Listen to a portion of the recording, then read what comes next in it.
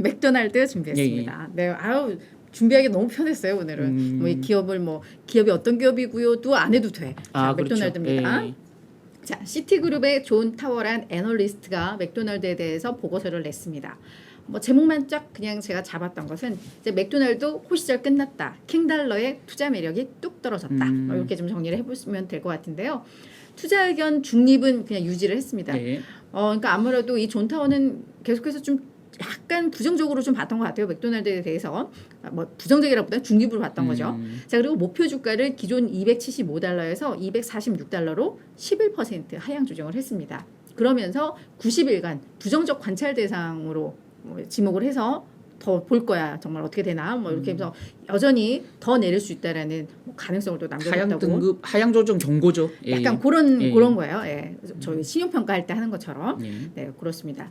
자, 그래서 지금까지 이제 호시절이었어. 어떤 점에서 호시절이었어? 얘들이 이 맥도날드가요. 다우 지수에 포함되어 있는 기업입니다. 다우 지수에 30개 기업만 포함이 되니까 각 섹터를 대표하는 기업이어야 되고 시가총액도 커야 되고 우량주여야 되는, 그러니까 그 안에 포함되는 기업들은 일단 시장에서 먹고 들어가는 게 꽤 많거든요. 우량 기업이라는 것 때문에 시장 수익률이 그래도 웃도는 경우가 많은데 실제로 S&P 500 지수가 올 들어서 23% 빠질 때 맥도날드는 뭐 8, 9% 정도 빠지는데 그쳤었거든요. 근데 얘네가 또 어떤 매력이 있었냐? 뭐 다우지수에 포함된 어떤 시장에서의 그런 인식도 있겠지만 배당 매력도 있고, 얘가 이제 배당 수익률이 약 2.3% 정도가 되는데 뭐 꾸준히 배당을 하고 있는 상황이니까요.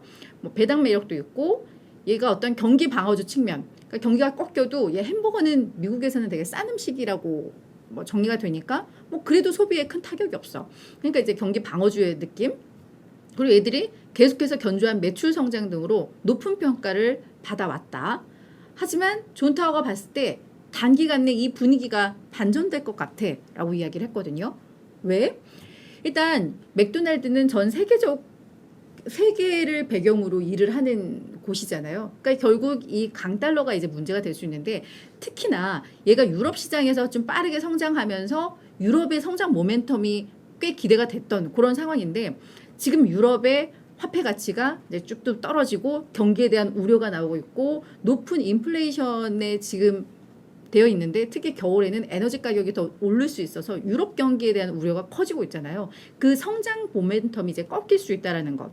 그래서 이러한 여파가 이미 얘들의 주당 순이익 추정치에 약간의 뭔가 미묘한 변화가 이제 나오고 있고, 몇 주 안에 맥도날드 측에서 EPS 추정치를 낮출 가능성이 있어 라고 이야기를 했습니다. 그러니까 주가는 되게 견고한데 수익성이 꺾이고 성장성이 꺾이면 그게 분명히 바로 타격이 올 수 있다라는 거죠.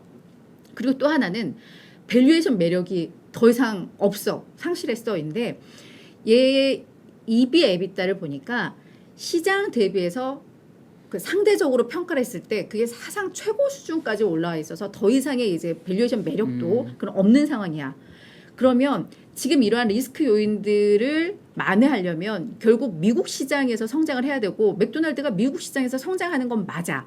그런데 그런 유럽이나 이런 데 리스크들을 만회할 정도의 성장을 하려면 동일 점포 매출이 엄청나게 늘어야 되는데, 시장에서는 그 눈높이도 이미 높아져 있는 상황이기 때문에 이 강력한 이걸 뛰어넘을 수 있기에는 글쎄라는 점이거든요. 그러니까 이런 모든 것들을 따져보니까 투자 위험 대비해서 보상 비율이 낮아, 투자 매력이 낮아. 그래서 이제는 맥도날드에 대해서는 다소 부정적으로 볼 필요가 있어라는 게 이제 결론입니다. 자, 그렇다면 월가에서는 어떤가 봤더니, 월가에서는 여전히 맥도날드에 대해서는 긍정적인 평가가 우위에 있습니다. 일단 8%는 목표 주가를 얘가 9월 초에 보고서를 낸 건데요. 263달러에서 270달러로 높이면서 동일 매장 매출 증가율이 너무나도 견고해. 얘들은 계속해서 호실적을 낼 거야 라고 하면서 목표 주가를 올렸었고요. 티그레스 파이낸셜도 역시 목표 주가를 314달러에서 얘네는 이제 300달러대까지, 그러니까 상당히 높죠. 얘네 주가가 지금 236달러니까 320달러를 높이면서 얘들의 사업 모델은 너무 우수해. 매크로 불확실성에도 얘들은 계속해서 성장 모멘텀을 유지할 수 있어. 그리고 얘들이 이제 맥도날드도 러시아에서도 사업 철수했는데, 러시아 사업 철수에도 불구하고 여러 성장 전략으로 이를 상쇄하고 있어 라고 하면서 이렇게 긍정적 평가가 우위에 있어요. 그리고 CNBC 매드머니의 진행자인 짐 크레이머도 연말까지 보유를 추천하는 선호 배당도 10선에다 이 맥도날드를 넣는 그러면서 얘는 수익이 방어가 되는 기업이라고 그러니까 전반적으로 다 이런데 그에 대해서 존 타워가 또 이렇게 얘기를 합니다. 월가는 맥도날드가 이제 올 하반기에 직면하게 될 이 외환 역풍의 전체 범위를 고려하지 않았어. 그래서 얘들이 10월 말에 3분기 실적을 발표할 텐데 그때 되면 월가도 분위기 바뀔 거야. 그러니까 자기네가 먼저 앞서서 보는 거고 지들이 뭘 알아 약간 뭐 이런 느낌이었습니다. 자, 그래서 이제 이 맥도날드에 대해서는 지금 월가 애널리스트 38명이 투자 의견을 제시를 하고 있는데요. 매수와 비중 확대가 28명, 중립이 9명, 매도가 1명.